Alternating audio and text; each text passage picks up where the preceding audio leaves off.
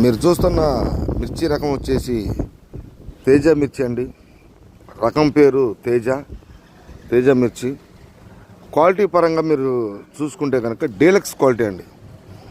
రైతుకి తెలియాలని చెప్పేసి కెమెరా కూడా దగ్గరుండి బాగా క్లోజ్లో తీసి మీకు తెలియజేస్తానండి. మీరు కూడా సరుకులు అంతే మీకు అర్థమైపోద్ది.